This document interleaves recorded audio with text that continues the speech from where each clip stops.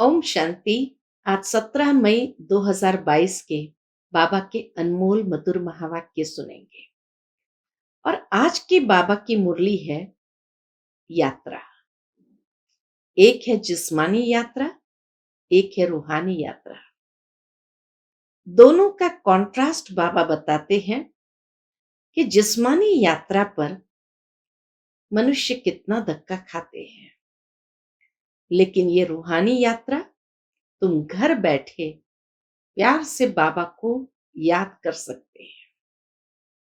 जिस्मानी यात्रा के लिए ही कहा गया है कि चारों धाम लगाए फेरे फिर भी हरदम दूर रहे।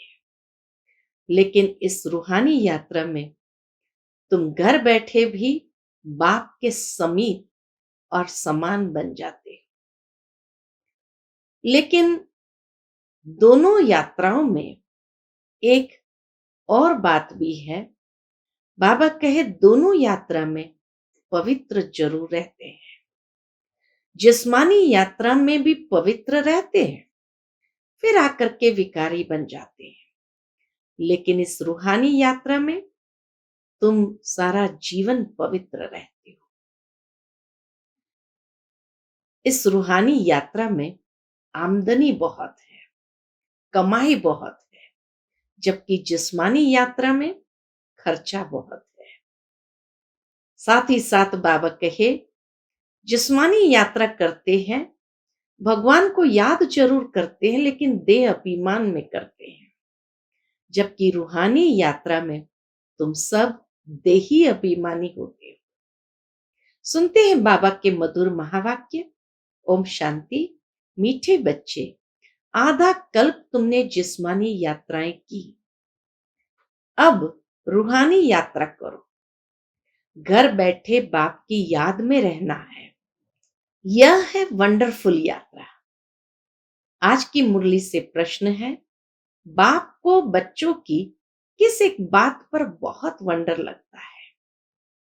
उत्तर है, जिस जागीर के लिए बच्चों ने आधा कल्प धक्का खाया, पुकारते रहे।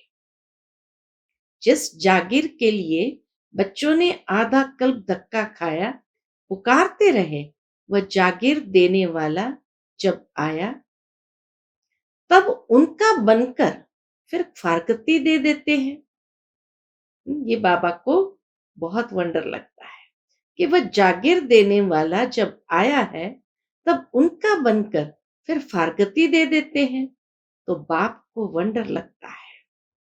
बच्चे चलते चलते ऊंच चढ़ने के बजाय बिल्कुल नीचे गिर पड़ते हैं। यह भी कैसा वंडर है, यह भी कैसा वंडर है। दूसरा प्रश्न, किन बच्चों को बाप द्वारा बहुत अच्छी दक्षिणा मिलती है?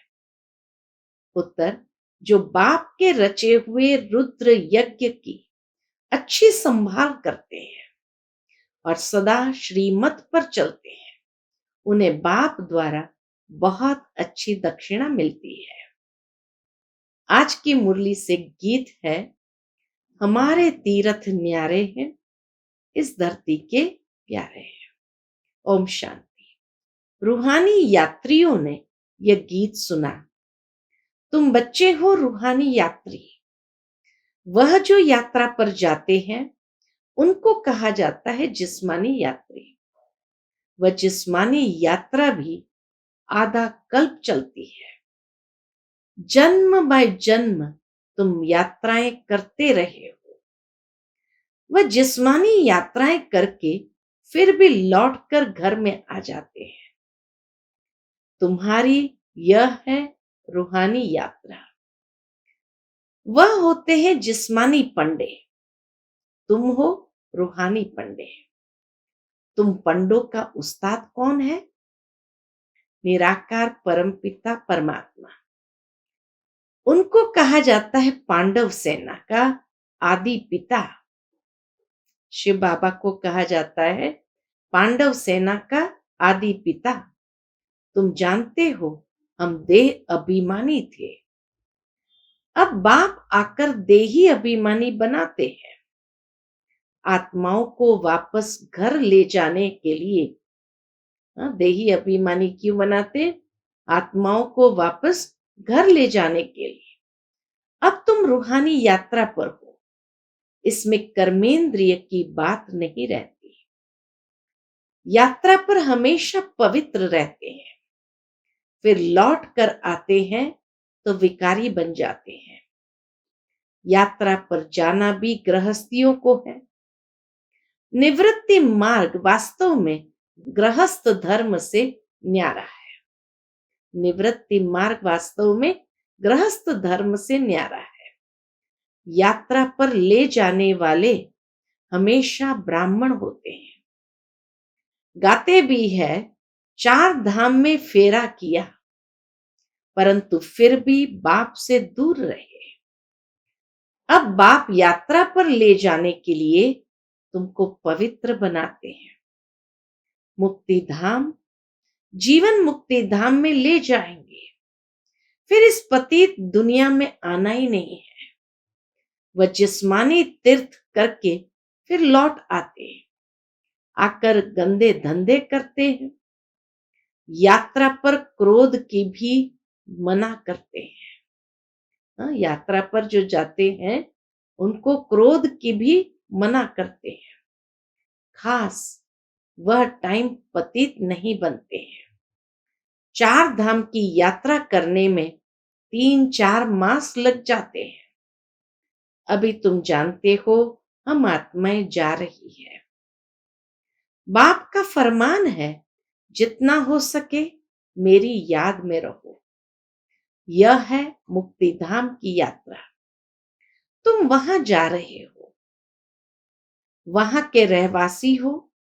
बाप रोज रोज कहते हैं, क्या कहते हैं?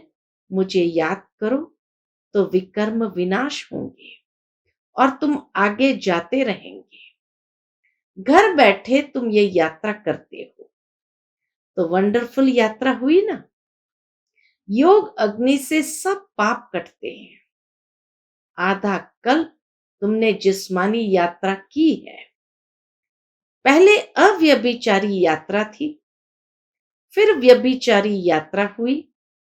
पूजा भी पहले एक शिव की करते हो, फिर ब्रह्मा विष्णु शंकर की, फिर लक्ष्मी नारायण आदि की।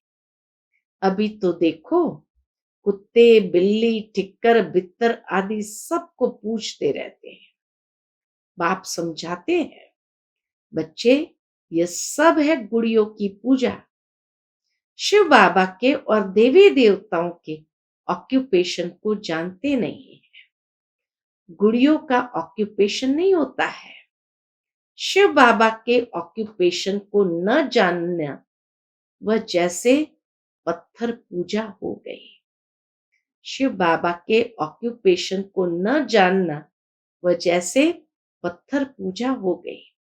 फिर भी कुछ न कुछ मनोकामना पूरी होती है। शिवलिंग की पूजा करते करते बाबा कहे, फिर भी कुछ न कुछ मनोकामना पूरी होती है। सतयुग में जिस्मानी यात्रा होती नहीं। वहां मंदिर आदि कहां से आए? वहां मंदिर ही नहीं, कोई पूजा नहीं, तो बाबा कहे यात्रा भी नहीं है। यह तो है भ्रष्टाचारी दुनिया। अपने को पतित समझते हैं, तब तो पावन होने के लिए गंगा स्नान करते हैं। कुंभ के मेले का भी राज समझाया है। यह है सच्चा सच्चा संगम। गाया भी जाता है, आत्मा परमात्मा अलग रहे बहुकाल। सुंदर मेला कर दिया जब सतगुरु मिला दलाल। सतगुरु पतित पावन दलाल के रूप में आकर मिलते हैं। उनको अपना शरीर तो है नहीं। इस दलाल द्वारा, यानी ब्रह्मा बाबा दलाल के द्वारा तुम आत्माओं की अपने साथ सगाई कराते हैं अथवा बच्चों को अपना परिचय देते हैं। बच्चे, मैं आया हूं, इसलिए तुमको शांति धाम की यात्रा पर ले जाने, पावन दुनिया में ले जाने। बच्चे जानते हैं भारत पावन था। एक ही आदि सनातन देवी देवता धर्म था। आर्य धर्म नहीं था। आर्य और अनार्य। अगर देवताओं को आर्य कहे तो आर्य धर्म में राज्य कौन करते थे? आर्य कहा जाता है पढ़े हुए को। इस समय सब अनार्य अनपढ़े हैं, बाप दादा को जानते ही नहीं। ऊंचते ऊंच है ही शिव बाबा, फिर ब्रह्मा विष्णु शंकर, फिर प्रजापिता ब्रह्मा, तो जगत अम्बा भी प्रजा माता ठहरे। प्रजापिता ब्रह्मा तो जगत अम्बा भी प्रजा माता ठहरी। इन द्वारा ब्राह्मणों की रचना होती है। यह है एडॉप्टेड चिल्ड्रन। कौन एडॉप्ट करते? बाबा पूछते कौन एडॉप्ट करते? परम पिता परमात्मा। तुम जानते हो हम उनकी संतान हैं, परंतु बाप को भूल ऑर्फन बन पड़े। गॉड फादर का कोई भी ऑक्यूपेशन नहीं जानते। बाप आकर फिर ऐसे को पावन बनाते हैं। बाप ही तुम बच्चों को पवित्रता की शिक्षा देते हैं। अब जहां जाना है उसको याद करना है। माया घड़ी घड़ी भुला देती है। युद्ध का मैदान है ना, तुम बाप के बनते हो, माया फिर अपना बनाती है। प्रभु और माया का नाटक है। ये नाटक है ही किसका? प्रभु और माया का नाटक है। बाबा का बनकर फिर आश्चर्यवत सुनंती कथनती भागंती हो जाते हैं। माया भी बड़ी पहलवान है। ये बुद्धि योग बल की युद्ध बाप के सिवाय कोई सिखला न सके। सर्वशक्तिमान बाप से योग लगाने से ही ताकत मिलती है। तुम जानते हो अब पवित्र बन फिर वापस घर जाना है।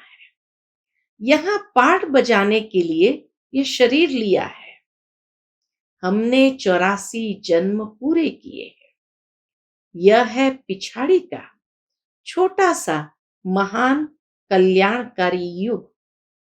तुम सब ज्ञान गंगाएं ज्ञान सागर से निकली हो। बाप कहते हैं बाप को याद करते रहो तो क्या होगा? तो तुम्हारी आयु भी बढ़ेगी और भविष्य 21 जन्म के लिए भी तुम अमर बनेंगे। क्या कहा? बाप को याद करते रहो तो तुम्हारी आयु भी बढ़ेगी और भविष्य 21 जन्म के लिए भी तुम अमर बनेंगे। अकाले मृत्यु कभी नहीं होगा। समय पर आपे ही एक शरीर छोड़ दूसरा लेते हो। चलते फिरते बाप की याद में रहना है। इस याद से तुम सृष्टि को पवित्र बनाते हो। बाप आए ही है किस लिए? पावन बनाने। सैपलिंग भी उनका लगेगा जो देवता थे, अब शूद्र बने हो और धर्म में भी कन्वर्ट हो गए। बाबा कहे अब शूद्र बने हैं और धर्म में भी कन्वर्ट हो गए हैं। वह सब निकलते आएंगे।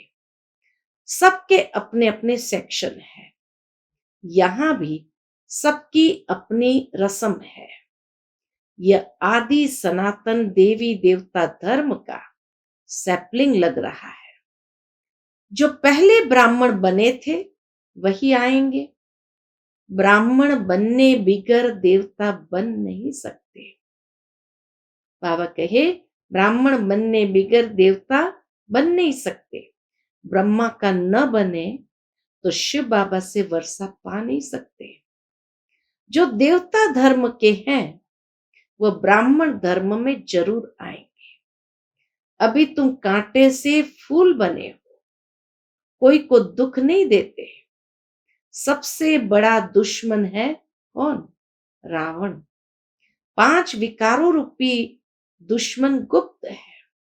आधा कल्प से सबको लड़ाकर गिराए पतित बना दिया है। माया रावण ने आधा कल्प से क्या किया? सबको लड़ाकर गिराए पतित बना दिया है। अभी बाप ने यज्ञ रचा है। बेहद के बाप ने रुद्र ज्ञान यज्ञ रचा है, जिसमें सब स्वाहा करना है। जिस घोड़े पर आत्मा विराजमान है, नाम ही है राजस्व। राजाई के लिए रुद्र ज्ञान यज्ञ। कितना बड़ा यज्ञ रचा है स्वर्ग की स्थापना के लिए। जानते हो, अब यह दुनिया ट्रांसफर होनी है। दिल में नशा रहता है।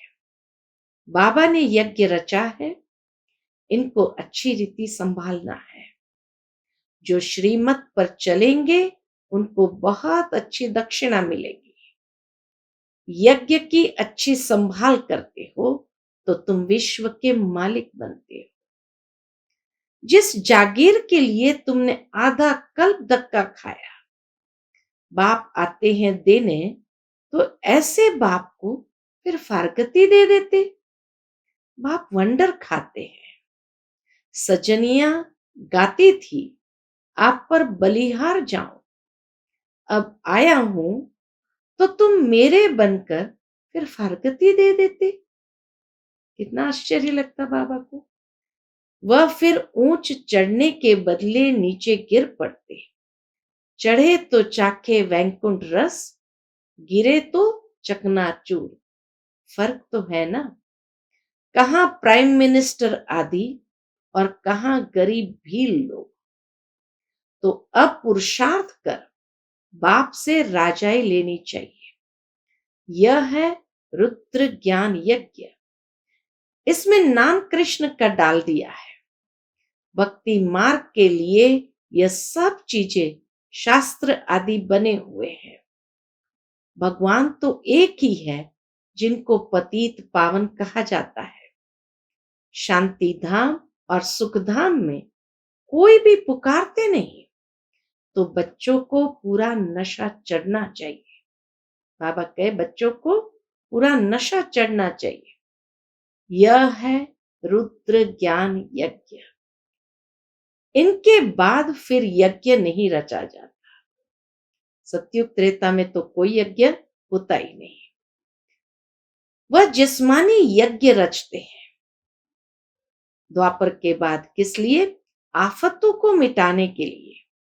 बाप कितनी बड़ी आधा कल्प के लिए आफतें मिटाते हैं। आधा कल्प फिर कोई आफतें आनी नहीं है। यह कोई साधु संत नहीं जानते।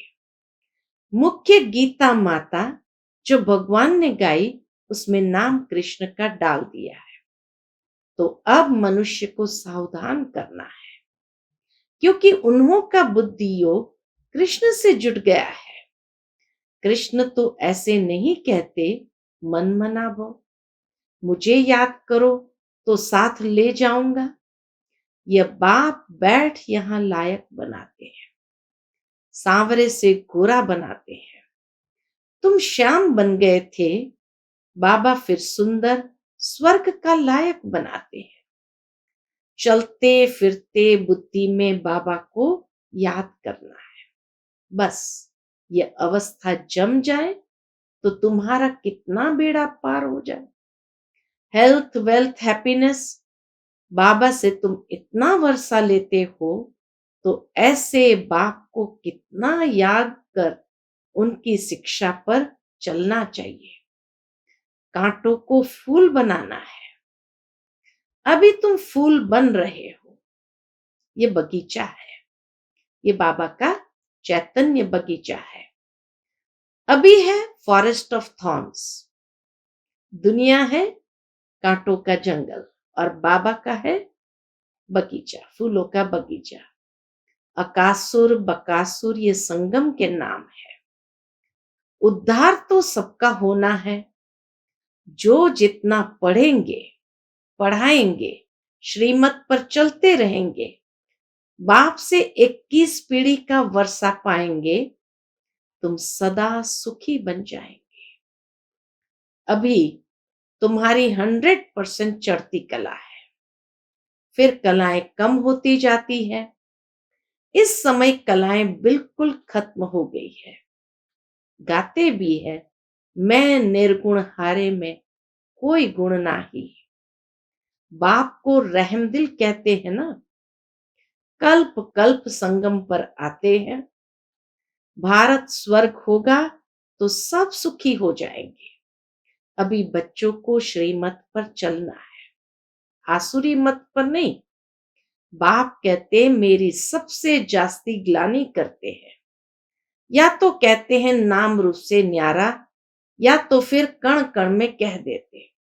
या तो कहते नाम रूप से न्यारा, या तो कह देते कण कण में भगवान। ये सब ड्रामा में नूंद है। तुम अब त्रिकालदर्शी बने हो और बाप को जान बाप से वर्षा ले रहे हो। अभी तो खूने नाहक खेल होना है। नाहक सब आफतें आएगी। कितने मरेंगे। भक्ति मार्ग में तो कितने देवियों के चित्र बनाते हैं, खर्चा करते हैं। देवियां बनाकर पूजा कर फिर डुबो देते हैं। तो गुड़ियों की पूजा हुई ना।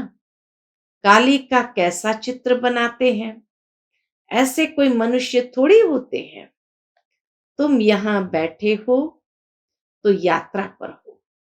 बाबा कहे तुम शांति में बैठे हो तो भी यात्रा पर हो। ट्रेन में बैठे भी रूहानी यात्रा पर हो। बुद्धि यात्रा पर लगी हुई है। अगर बुद्धि योग लगा हुआ नहीं है तो वह टाइम वेस्ट हो जाता है। बाप कहते हैं टाइम वेस्ट नहीं करना। तुम्हारा टाइम बहुत वैल्यूबल है। सेकंड भी कमाई बिगर छोड़ो नहीं। बाप तो फुल पुरुषार्थ कराते हैं। बाबा ने विश्व को स्वर्ग बनाने के लिए यह यज्ञ रचा है। बाबा बाबा करते रहना है तो बेड़ा पार होगा। हम ब्राह्मण हैं, हमारे ऊपर बहुत बड़ी रिस्पॉन्सिबिलिटी है। बाप कहते बच्चे आत्म अभिमानी बनो। मनसा वाचा कर्मणा किसको दुख नहीं देना है। बहुत मीठा बनो। क्रोध से बड़ी दिस सर्विस कर लेते हो।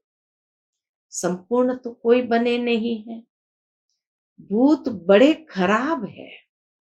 अच्छा, मीठे मीठे सिकिलते बच्चों प्रति माता पिता बाप दादा का याद प्यार और गुड मॉर्निंग। रूहानी बाप की रूहानी बच्चों को नमस्ते। हम सब रूहानी बच्चों की रूहानी माता पिता बाप दादा को याद प्यार, गुड मॉर्निंग और नमस्ते। नमस्ते। शुक्रिया बाबा, शुक्रिया। आज की मुरली से धारणा के लिए मुख्य सार है। पहली पॉइंट, यह टाइम बहुत वैल्यूएबल है, इसलिए एक सेकंड भी इसे कमाई बिगर नहीं छोड़ना है। आत्म अभिमानी रहने का पूरा पुरुषार्थ करना है। दूसरी पॉइंट, चलते फिरते बाप को याद कर अपनी अवस्था जमानी है। बहुत मीठा बनना है, किसी को भी दुख नहीं देना है। आज का बाबा का मधुर वरदान हम बच्चों के प्रति, यथार्थ विधि द्वारा व्यर्थ को समाप्त कर नंबर 1 लेने वाले परमात्मा सिद्धि स्वरूप भव। यथार्थ विधि द्वारा व्यर्थ को समाप्त कर नंबर 1 लेने वाले परमात्मा सिद्धि स्वरूप भव। जैसे रोशनी से अंधकार स्वतः खत्म हो जाता है, ऐसे समय, संकल्प, श्वास को सफल करने से व्यर्थ स्वतः समाप्त हो जाता है। क्योंकि सफल करने का अर्थ है श्रेष्ठ तरफ लगाना। तो श्रेष्ठ तरफ लगाने वाले व्यर्थ पर विन कर नंबर 1 ले लेते हैं। उन्हें व्यर्थ को स्टॉप करने की सिद्धि प्राप्त हो जाती है। यही परमात्मा सिद्धि है। वह रिद्धि सिद्धि वाले अल्पकाल का चमत्कार दिखाते हैं और आप यथार्थ विधि द्वारा परमात्म सिद्धि को प्राप्त करते हो। आज का स्लोगन है, अपकारी पर भी उपकार करने वाला ही ज्ञानी तू आत्मा है। अपकारी पर भी उपकार करने वाला ही ज्ञानी तू आत्मा है। अच्छा, ओम शांति।